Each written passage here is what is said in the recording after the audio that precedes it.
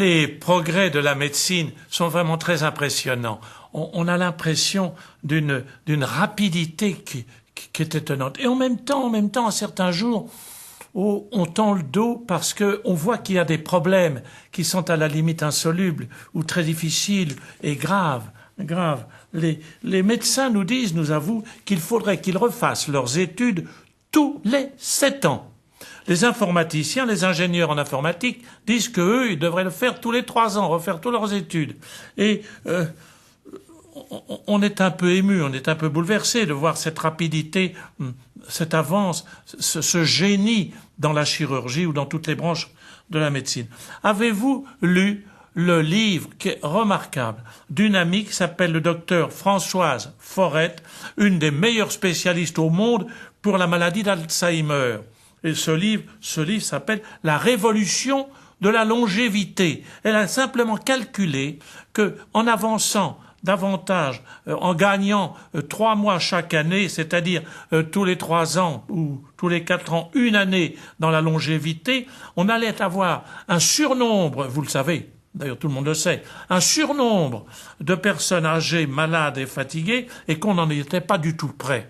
Et il y a plusieurs centaines de milliers de personnes atteintes par Alzheimer. Et c'est vraiment tragique. Quand on va à l'hôpital de Vaugirard ou ailleurs, on a le cœur noué de penser à cette petite flamme qui existe encore dans le cœur des bons. Or, que vont devenir nos parents et nous-mêmes? Le retard est irréversible. Il y faut un miracle d'attention pour tous. Voici donc, je vous propose une parabole qui soulève le problème. Je l'intitule « Le menu du dimanche ». Quand nous étions frères étudiants, au couvent, une fois par an arrivait un camion énorme, et il y avait des sacs de 500 kilos des 4 choses qui constituaient la nourriture de base du couvent. Il y avait les pois cassés, le riz, 2 autres choses, de la semoule, et puis encore quelque chose, un farineux similaire. Et on savait que ça ferait l'ordinaire. Mais il y avait 4 jours dans l'année où il y avait exception. Au lieu d'avoir une petite gaufrette le dimanche comme dessert, on avait un bout de tarte. C'était Noël, Pâques, la Pentecôte et la fête du Père Prieur. Ce jour-là, on pouvait rêver au menu. Eh bien, je vous invite à rêver à un menu en donnant le titre que je vous ai dit, le menu du dimanche. Un ami me racontait que son grand-père avait terminé sa vie dans une maison de vieillards. Et cette maison se voulait très démocratique. Très démocratique, on permettait de voter pour certaines choses. Et une bonne maison de vieux, soignés. Alors on avait décidé que le repas du dimanche serait décidé, serait conçu en fonction du désir des habitants, enfin de ceux qui étaient dans cette maison de vieillards. Alors chaque jeudi, chaque vendredi, la journée passait à voter. Les petits vieux votaient sur le repas qu'ils souhaitaient avoir le dimanche. C'était épatant, ça mettait un peu d'amitié, de dialogue, d'inventivité.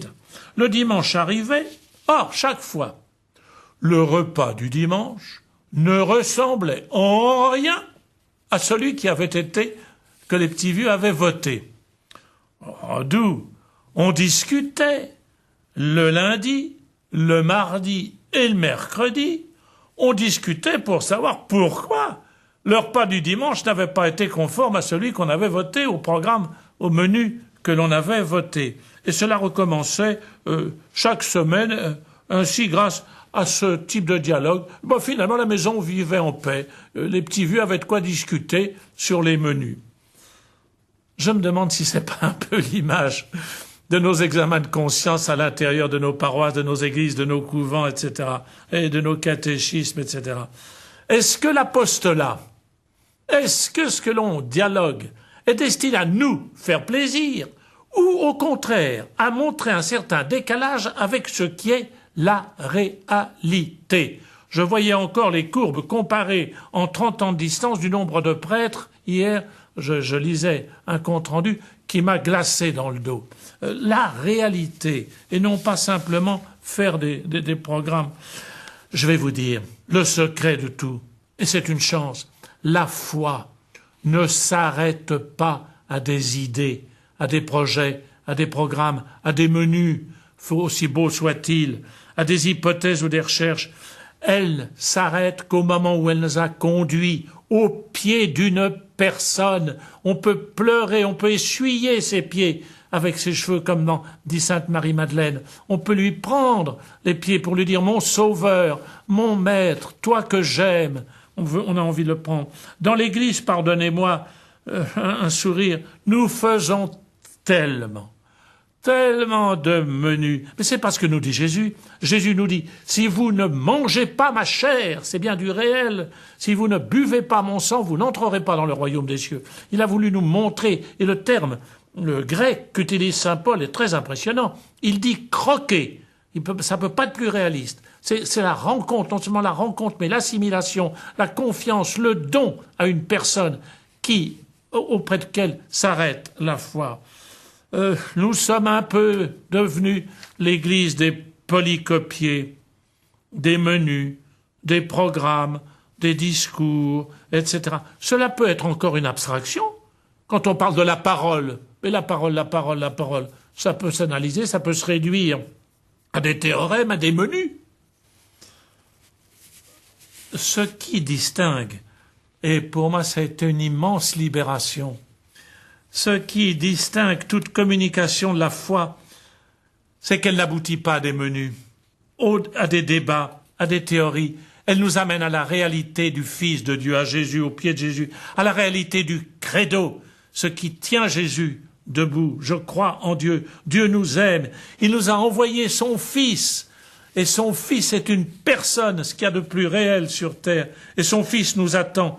Il ne s'agit pas comme en politique de multiplier les programmes pour savoir qui va être vainqueur. Il ne s'agit pas simplement comme en industrie pour faire des beaux programmes et des beaux projets, ou en marketing, etc., ou de menus ou de programmes, mais de l'amour. L'amour vivant. Oh, ça se voit tout de suite quand quelqu'un parle d'un autre et que c'est son enfant, que c'est l'histoire vous vous souvenez de Salomon, quand la mère dit « Oh non, non, non, ne coupez pas en deux cet enfant ». Et Salomon comprend que c'est son vrai fils. Et c'est la même chose, nous, ça s'arrête à un petit qui nous a appelés par notre nom, qui est venu comme un petit enfant à Noël à quelqu'un, tant qu'on ne s'est pas mis à genoux, comme Saint Pierre devant Jésus, et en pleurant sur éventuellement nos défaillances. Eh bien, tant que nous n'en sommes pas là, pouvons-nous dire que nous avons la foi.